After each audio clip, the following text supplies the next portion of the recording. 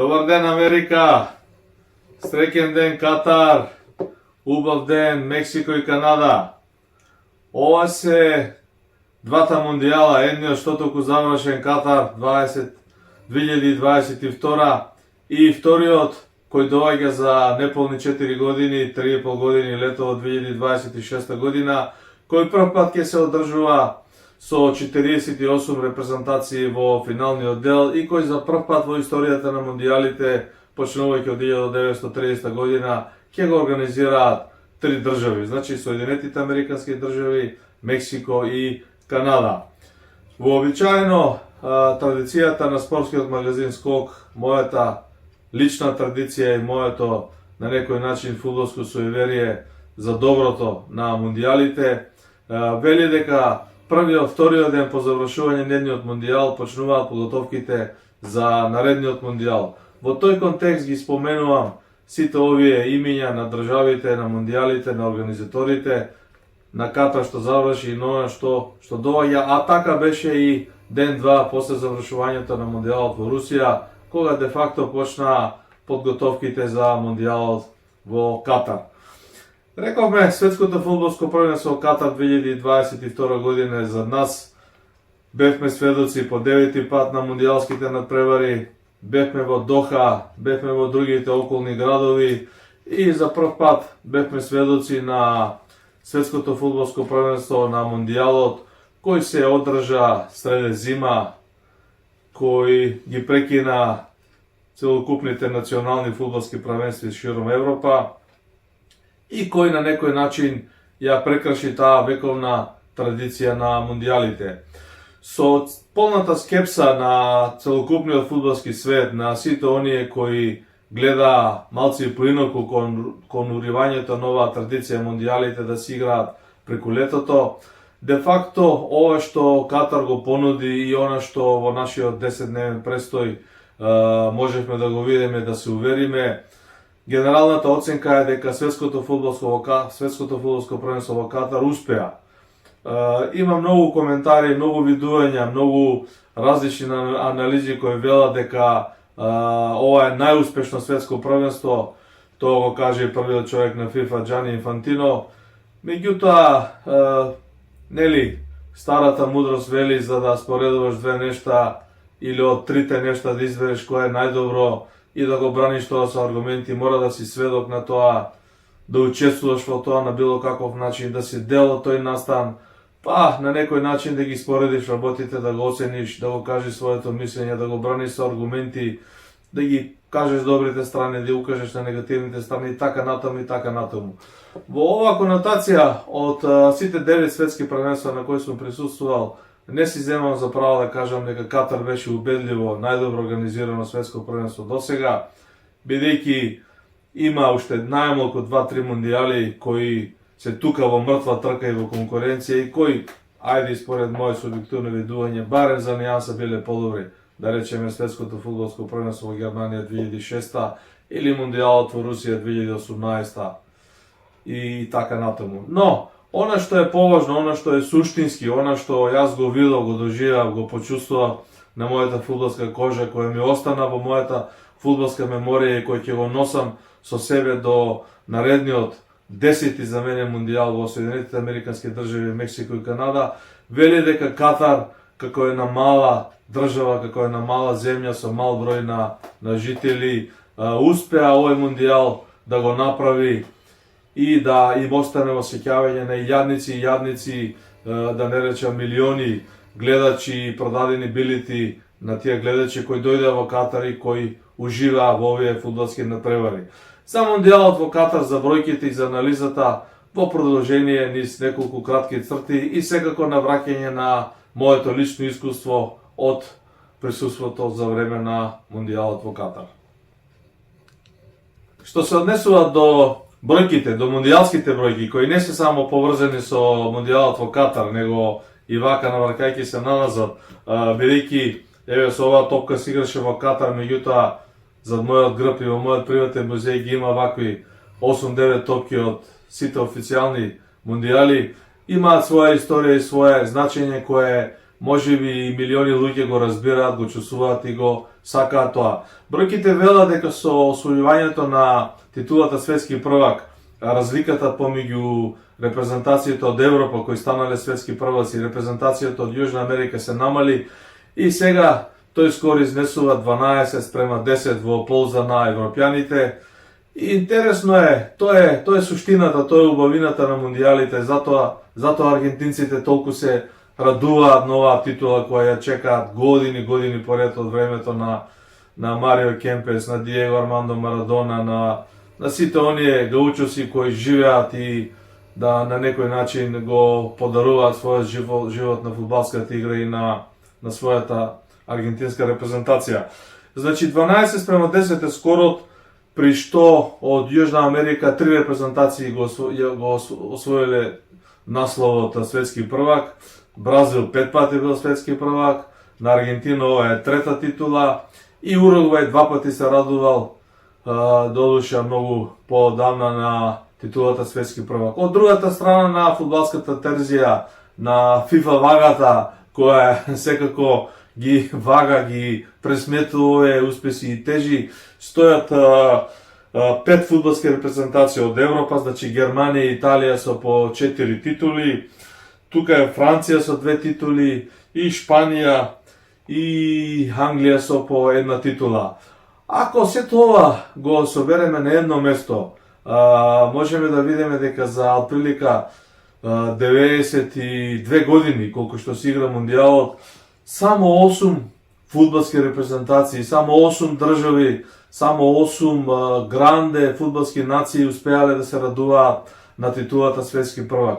Тоа само по себе покажува колку е драга оваа титула, колку значи да си меѓу големите и што се тоа представува за сите овие фудбалски нации, да кажам, кои стигнале да бидат меѓу големите.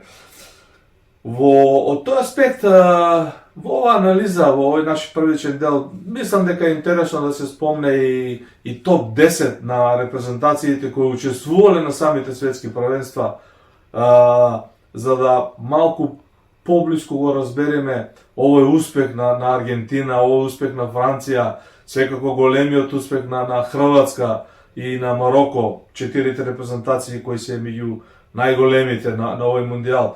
Значи, екзактната статистика, бројките велат дека во топ 10 на репрезентациите кои играле на досегашните 22 мундијала, убедливо најдобар е Бразил кој играл досега на сите 22 светски фудбалски првенства. И импозантно, мислам, еден факт кој сам по себе покажува кој е Бразил. Германија, фудбалската репрезентација на Германија, која рака на срце на последните 2 мундијала ги нема успесите како оној од 2014 во Бразил, кога во финалите победи Аргентина, досега играла на 18 мундијали, иско така една импресивна бројка, значи германците многу малку прескокнале се на 4 мундијали од овие 22 вкупно. По 18 настапи имаат Аргентина и Италија, значи тоа се репрезентации кои се близко до ова, со тоа што интересно е што италијаните не играат на двете последни светски фудбалски првенства во Русија и во Катар, така што оваа бројка на италијанците сигурно ќе беше поголема доколку учествува во тоа. По 16 учества на мундијалите има 3 фудбалски велесили како Англија, Шпанија и Франција.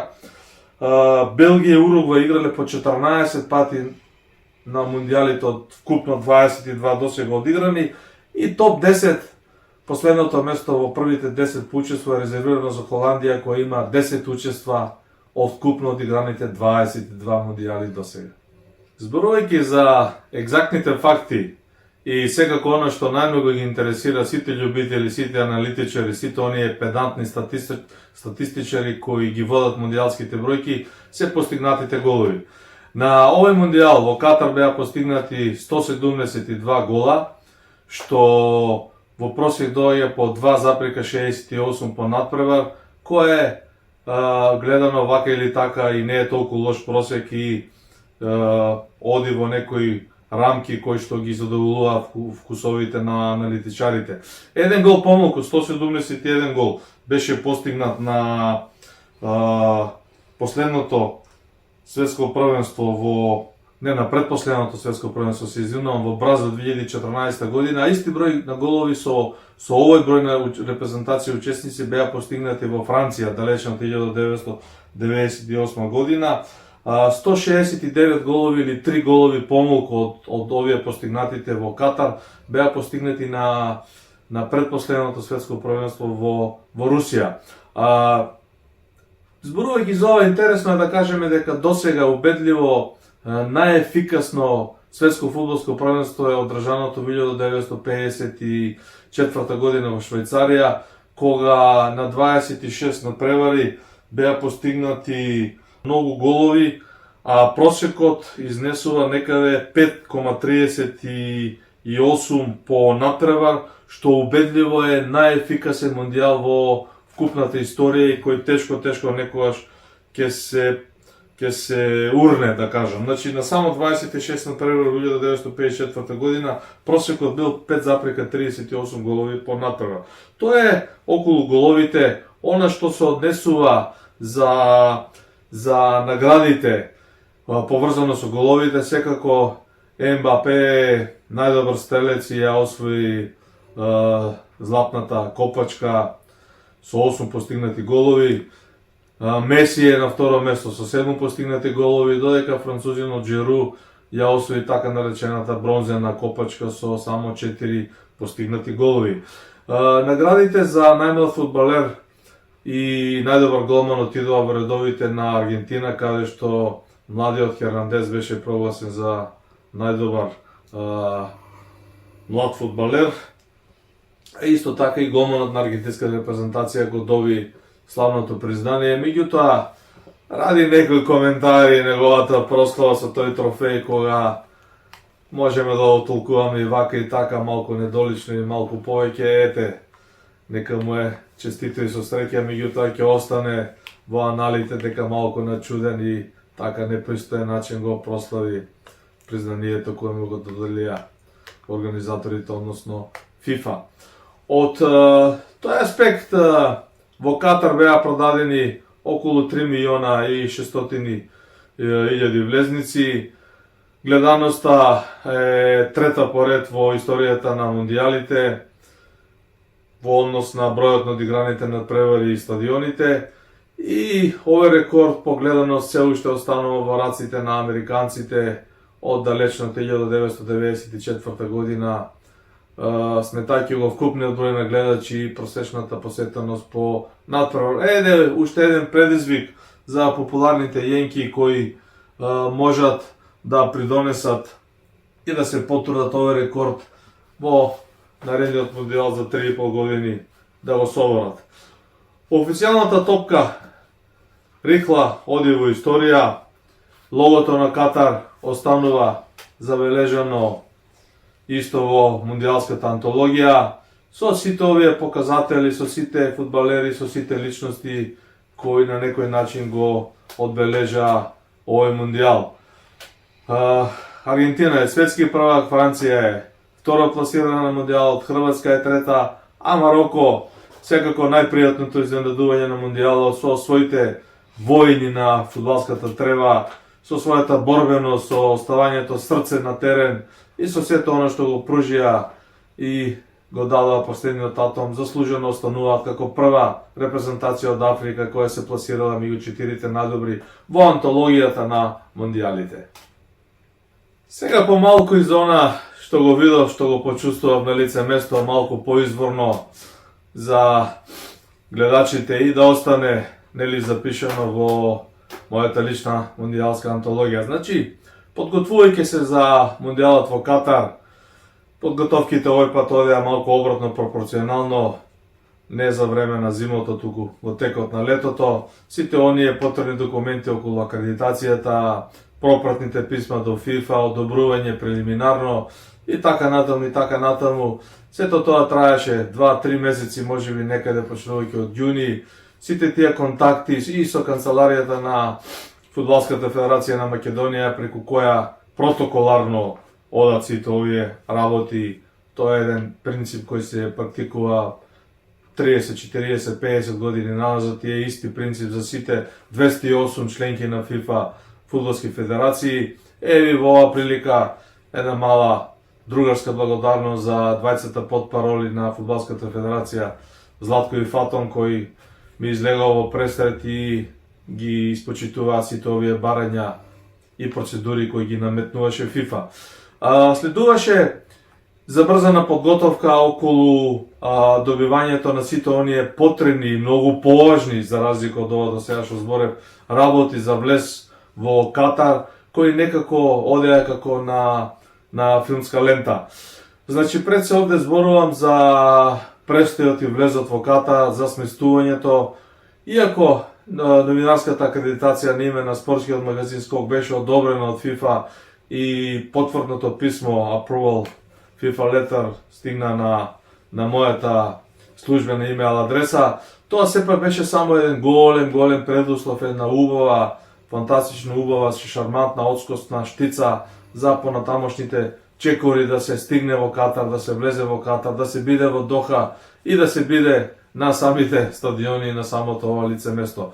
За прв пат во мондијалите организаторот, земјата домаќин, воведе едно правило, една карта, една пластична картичка, еден код, како да го објаснам тоа, за влез на сите оние кои сакаат да бидат во Катар за време на мондијалот.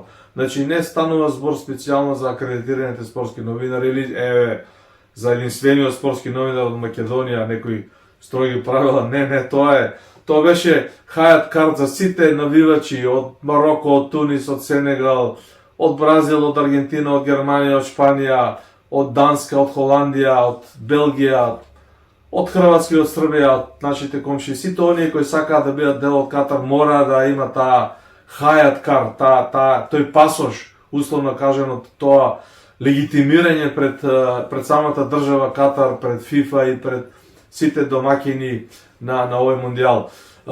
И оваа процедура траеше доста долго, можеби скоро и пол месец.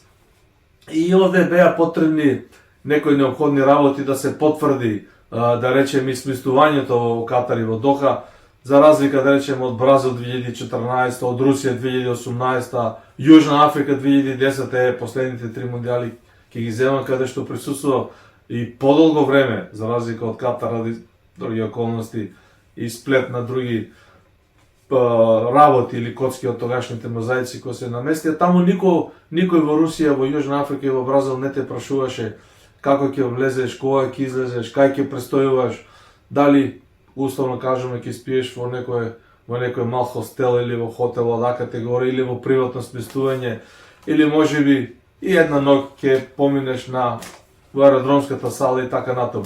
За во Катар тоа беше се поинаку, мораше да се гарантира, да се покаже локацијата, сместувањето, точната адреса, да се покаже хотелот, хостелот, приватниот апартман, да се покаже луѓето кои на некој начин те прифаќаат и така натаму. Сето ова го поминав со голема логистика на штипското лоби, со голема подршка на Фросина и Мијалче Маџарови. Фросина е моја сокласничка со која учев од прво одделение до крајот на средна школа, до матура. Нивната ќерка Станка Маџарова, која го носи на името на баба Станка, која исто така ја знам од дете, беше личноста која ги изведе сите овие протоколи и формалности, која ги уреди папирологијата и која придонесе да влезам и да престојувам во Катар.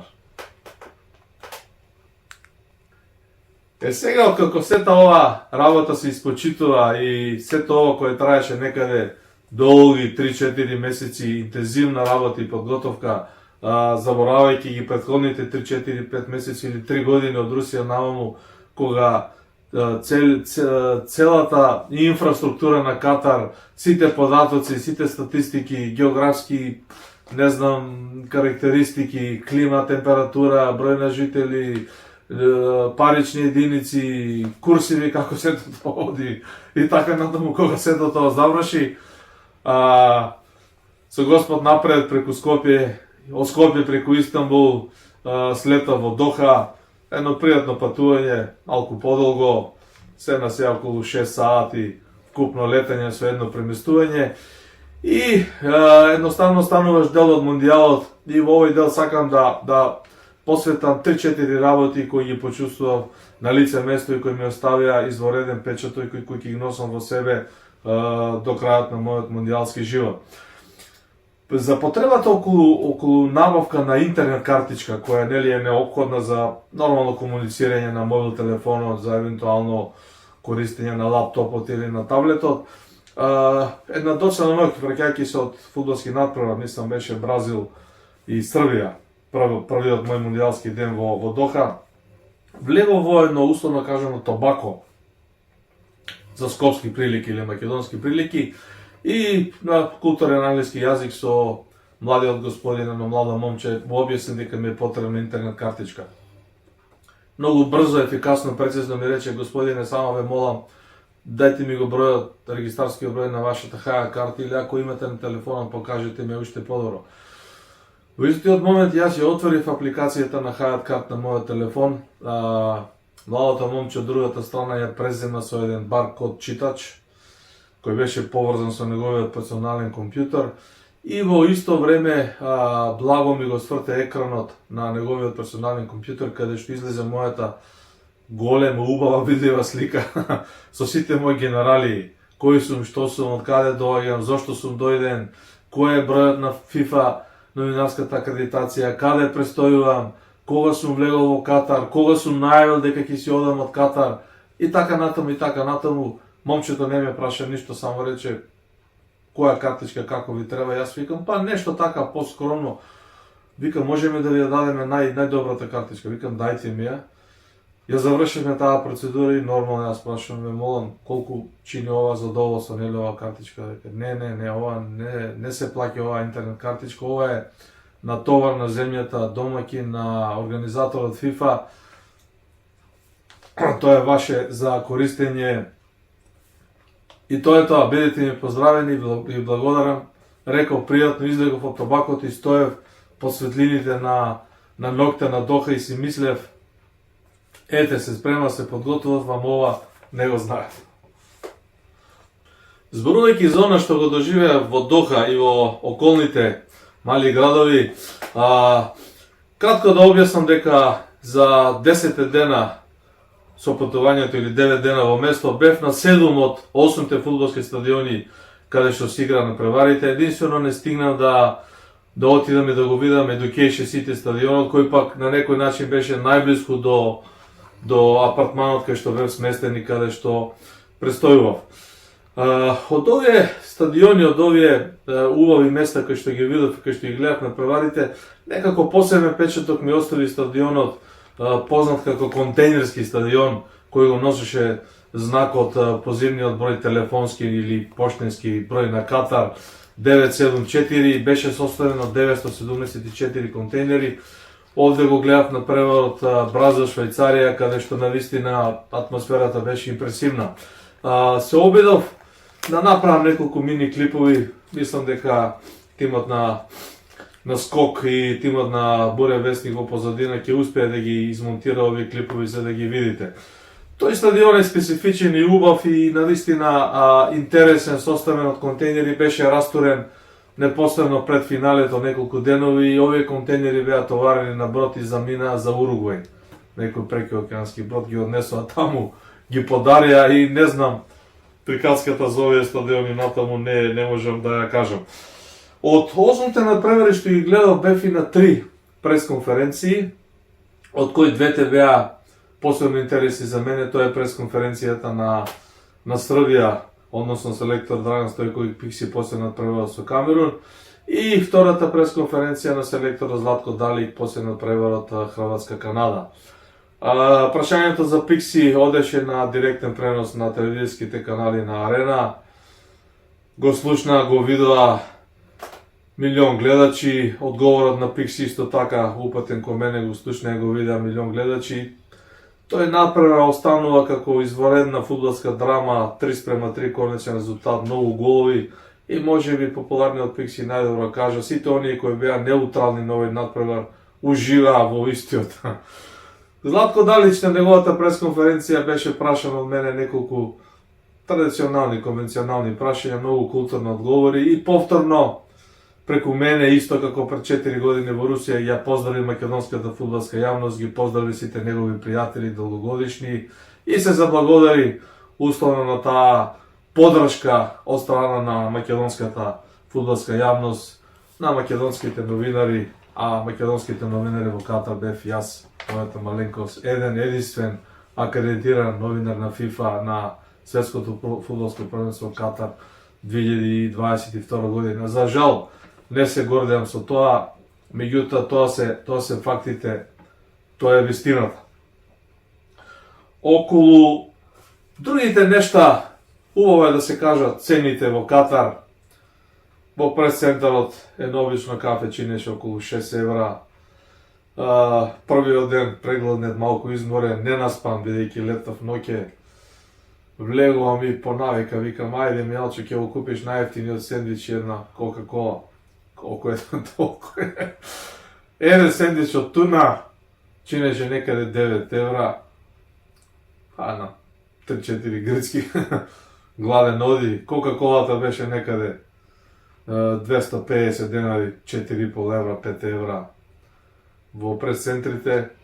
Така да тоа горе-доле беше малку поскапо од редовните цени на кои сме ги гледале во другите пресцентри. Надвор од тоа, ова сувенирите, нормалните мајци, фудбалските топки, привизоците, сето тоа беше, зависи каде ќе го најдеш, како ќе го начекаш, меѓутоа се во некои разумни цени, не беше нешто така екстра, да кажам, скапо, да не можеш да си дозволиш. Посебен печаток ми оставија моловите, изворедно големи, широки убави, организирани паркинг места, луѓето љубезни, тивки, навистина импресивно и посветеност кон гостите, кон домакините, кон навивачите, без ниту еден инцидент, без ниту еден ексцес на било кое место, на било кое ќоше. Ете се обидов да одолувам Катар, тоа е земјата каде што морето и пустината се соединуваат и Катар останува како мундијалска земја на пустината и морето.